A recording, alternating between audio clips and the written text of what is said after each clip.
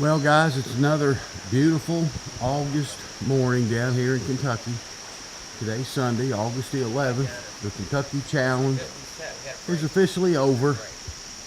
We've got 4 guys here right now. We got a couple more coming out to help clean up and load all the stuff back onto trucks and trailers and get everybody on their way home. Some guys got a long drive, some don't have so far to go.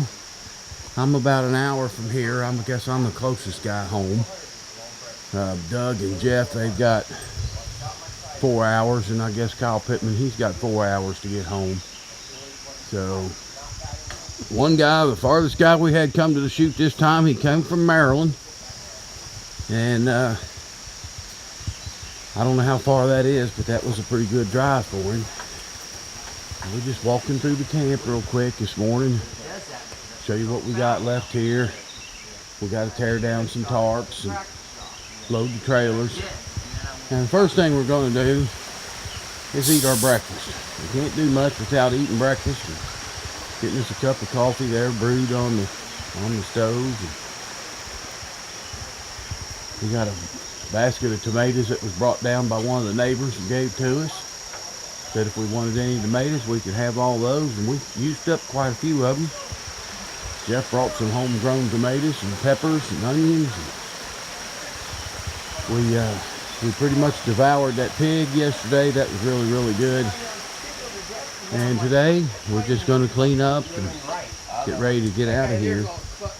So I guess, guys, until next time, I'm going to ask you to subscribe to my YouTube channel. Give me a thumbs up on the videos whenever you get a chance. If you ever want to come to the Kentucky Challenge, just get a hold of me.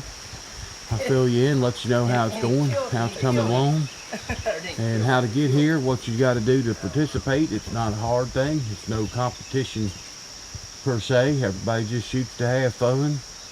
And the guy that won the challenge yesterday was shooting a lightweight rifle with a 3 to 15 power scope on it. One of my rifles that I built him year before last, and he won the whole shooting match all the way out. He beat Cyclops, he beat Kyle's big 40 caliber, he beat Doug over there shooting a 40 caliber. So it just goes to show you, you don't have to have a 35-pound gun to win this match down here. It was done yesterday with just a regular hunting rifle. A regular guy that never shoots a match. He's never shot in these matches before. So it's not always in the equipment.